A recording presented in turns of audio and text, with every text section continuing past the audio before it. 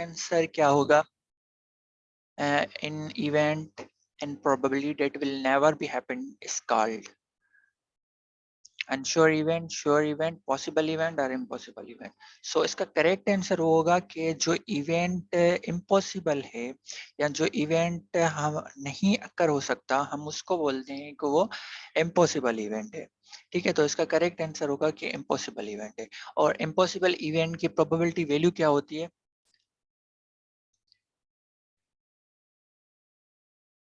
Probability value होती है 0। ठीक है, यहाँ पे अगर इम्पॉसिबल वैल्यू की प्रोबेबिलिटी वैल्यू करें तो वो 0 होती है, और परसेंटेज में बात करें तो भी 0% में आती है। ठीक है, तो ये इसका इस टाइप का 3 क्वेश्चन बन सकते हैं, आपसे पूछा जा सकता है। ठीक है, दूसरा इवेंट है दूसरा एमसीक्यू है, what will be the value of P not E even if P of E is equal to. अब ये एमसीक्यू सेम उसी टाइप का है जिस टाइप का हमने लास्ट सॉल्व किया था, कि अगर एक इवेंट की जो प्रोबेबिलिटी है वो 0.07 है।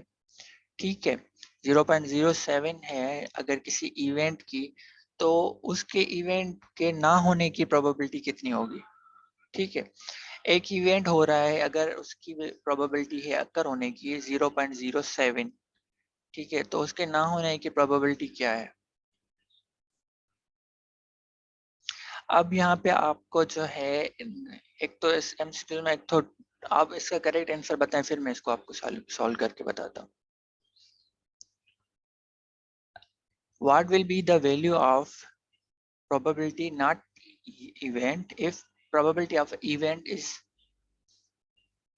अच्छा देखिए, यहाँ पे आपको बता रहा है कि एक इवेंट के होने की प्रोबेबिलिटी है 0.07, और आपको उससे ना होने की जो है प्रोबेबिलिटी पूछ रहा है। तो हमें पता है कि टोटल प्रोबेबिलिटी है 1, अगर उसके होने की प्रोबेबिलिटी है 0.01, तो ना होने की जो प्रोबेबिलिटी है वो उसका इससे हम माइनस कर लेंगे, तो जो आंसर हमें मिलेगा वो होगा इसके ना होने की प्रोबेबिलिटी। ठीक है, लेकिन ऑप्शन में देखें, ऐसा कोई ऑप्शन है जिसमें ये प्रोबेबिलिटी दी गई हो? तो ऑप्शन में इसने घुमा फिरा के दिया है, थोड़ा कॉम्प्लेक्स करके आपको क्वेश्चन दिया। ऑप्शन में आपको परसेंटेज दे दी है उसने, कि आपको परसेंटेज में दे दिया। अगर आप इसका solution they they, if the probability of happening of an objective E and not happening of objective is E, then हमें पता है कि टोटल प्रोबेबिलिटी होती है 1।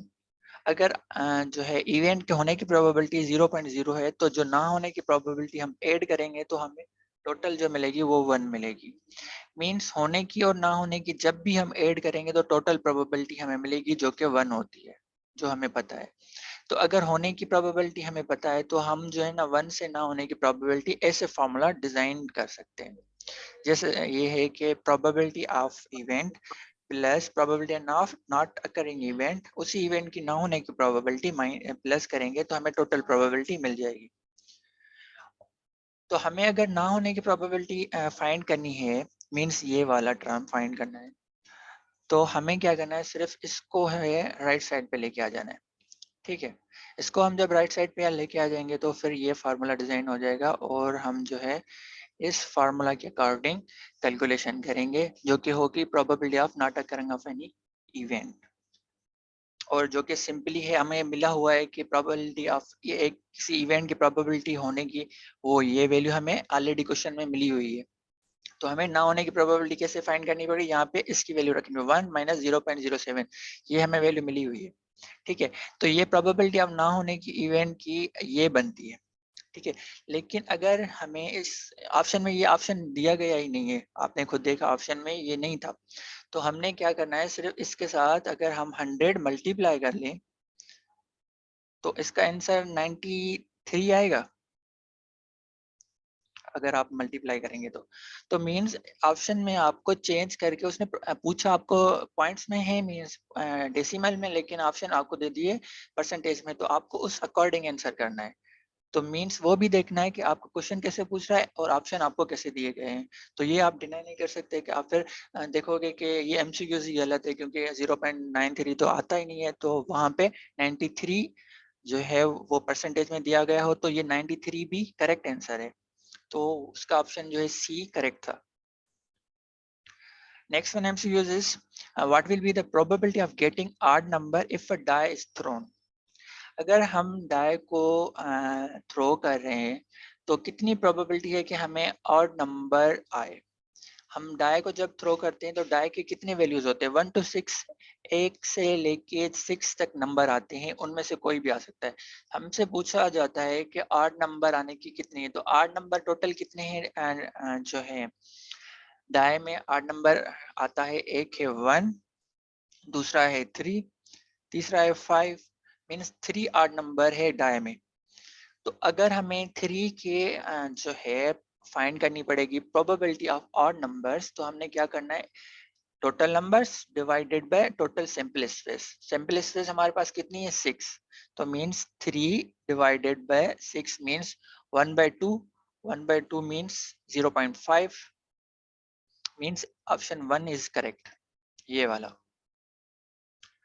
ठीक है, अगर मैं आपसे पूछूं इसी सेम एमसीक्यूज में कि इवेंट जो है ना, what will be the probability of getting even number if a die is throw. अब आर्ट की तो मालूम कर ली, अगर इवन नंबर होंगे तो प्रोबेबिलिटी कितनी आएगी बताएं? सेम आएगी सर। एग्जैक्टली सेम ही आएगी, क्योंकि हमारे पास डाई में 3 इवन है, 3 ऑड नंबर है, तो 0.3 आए। और 0.3 अगर कोई एक इंडिविजुअल नंबर देके पूछे, अगर आठ नंबर कोई कि आठ नंबर 3 की हमें प्रोबेबिलिटी फाइंड करना है, तो वो इंडिविजुअल नंबर हो जाएगा, ठीक है, फिर उसकी अलग हो जाएगी। लेकिन हमसे पूछ रहा है ऑड नंबर्स, ये देखें स्टेटमेंट पर ऑड नंबर्स या इवन नंबर्स, तो उस अकॉर्डिंग हम जो है फाइंड करेंगे। अब यहाँ पे सेम जो है हमें इसका एक्सप्लेनेशन दे रहा है कि इसका आंसर कैसे आ रहा है। अगर आपको स्टिल इसमें कंफ्यूजन है तो ये देखिए, सारा आपको सैंपल स्पेस बना के दे रहा है कि अगर डाई को रोल करेंगे तो इनमें से कोई आंसर आ सकता है, मीन्स 6 आउटकम है डाई के, फिर मीन्स सैंपल स्पेस हमारी 6 बन रही है, ठीक है।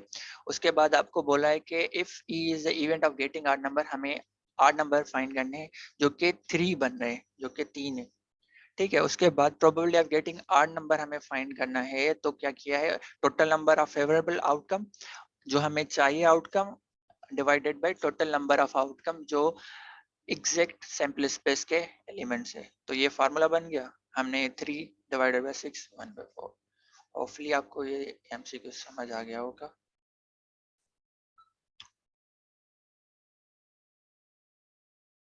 जी उमर, पूछे क्वेश्चन। सर अगर हमें वो कह देता है कि फॉर एग्जांपल दो, एक डाई हमने रोल किया है, उसके दो आने की प्रोबेबिलिटी कितनी है, यानी डाई के ऊपर जो 2 वाला दाना है उसके आने की प्रोबेबिलिटी कितनी है, तो हाँ उसके अंदर तो और एक ही है ना, यानी 2 हाँ, तो वाला, 1/6 आएगा ना। जी बिल्कुल 1/6 आएगा, यही हाँ कंफर्म करना आपको। जी, 1/6 आएगा। ठीक है, नेक्स्ट एमसीक्यू है हमारा, what is the probability of getting a sum S3 if a die is rolled. अब ये देखें सेम डाई पे क्वेश्चन है, लेकिन इसका जो है ना मेथड और पैटर्न चेंज है, और इससे आपको जो है ना एक चेंज टाइप का एमसीक्यूज मिलेगा, जो कि टेस्टों में ये काफी आपको आता है। अब आपसे यहाँ पे प्रोबेबिलिटी आप पूछ रहा है कि अगर हम डाई को रोल कर रहे हैं तो हमें सम ऑफ 3, सम S3 मतलब 3 एज सम चाहिए हमें, if a die is rolled मतलब ऐसा नंबर चाहिए कि हमें सम हो, आंसर जो मिले वो 3 मिले। कौन से नंबर हैं अगर डाई को रोल करेंगे जिसको हम 2 ऐड करें तो हमें जो है 3 आंसर मिलेगा? डाई में उसे ऐसे कौन से नंबर है या कितने नंबर है? 1 और 2 है जिसको हम ऐड करेंगे कि वो हमें मिलेगा, उसका जो सम मिलेगा वो 3 मिलेगा, ठीक है। सिंपल 1 और 2 है। इफ टू डाई, इसका सॉल्यूशन हम बता रहा है कि अब इस क्वेश्चन को कैसे सॉल्व करेंगे। यहाँ पे तो हमसे पूछा है कि सम S3, अगर आपको सम S4 पूछ ले, सम S11 पूछ ले, तो आप इसको कैसे सॉल्व करोगे?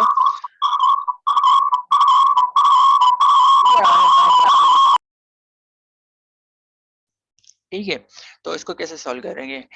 अगर हमें पता है कि हमने 2 डाई को रोल किया हुआ है, ठीक है, क्योंकि ऐड तो हम 2 होगा ना, एक डाई को रोल करेंगे तो उसको तो ऐड किसी के साथ नहीं करेंगे, तो डाई 2 रोल हुए हैं, ठीक है। तो हमें जो पता है कि उसके टोटल आउटकम्स हमारे पास जो सैंपल स्पेस के बनेंगे वो 6 बनेंगे, ठीक है। Let E is the event of getting sum of 3, ठीक है ना। फर्स्ट डाई में कितने इवेंट है जिससे 3 मिल सकता है, वो 1 एंड 2 है, और सेकंड डाई में कितने हैं, वो भी जो है 2 एंड 1 है, ठीक है।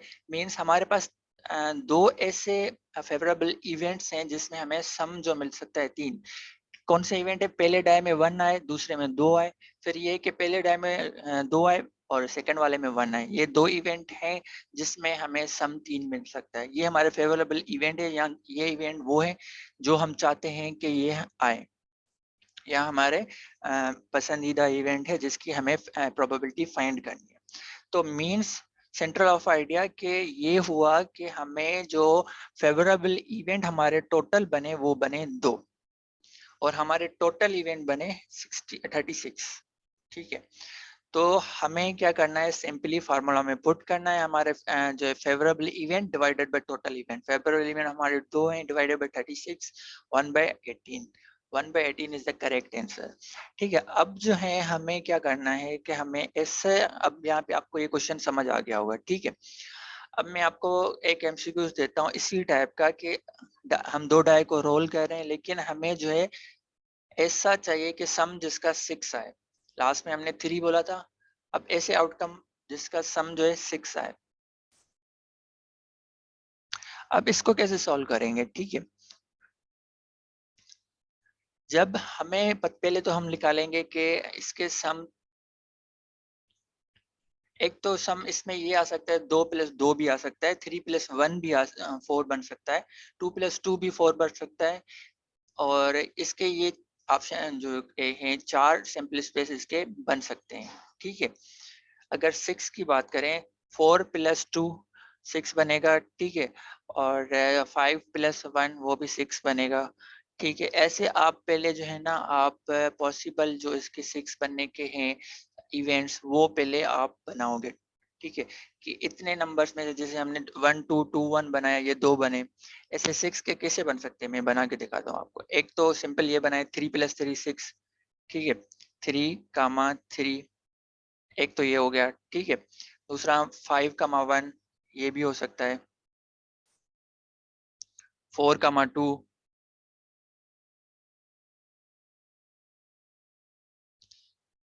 और दूसरा इवेंट कौन सा हो सकता है, 3 + 2 नहीं, आई थिंक यही बनेंगे, 1, 5 हो गया। इसी को तो अल्टर करेंगे, वो तो मीन्स कांस्टेंट हो गया, मीन्स 1 5 हो जाएगा, 2 4 हो जाएगा, तो आई थिंक यही बनेंगे। तो मीन्स टोटल बनेंगे हमारे पास 5 इवेंट्स बनेंगे। इनको 2 अल्टर करेंगे, मीन्स इनकी पोजीशन चेंज करेंगे, तो यहाँ पे डबल हो जाएगा, मीन्स 4 ये बन जाएंगे, और 3 3 वाला एक इवेंट बनेगा, ठीक है। तो मीन्स हमारे पास 5 ऐसे जो है पॉसिबल इवेंट बनेंगे, तो फिर 5 को हम जो है ना 36 के साथ डिवाइड कर लेंगे।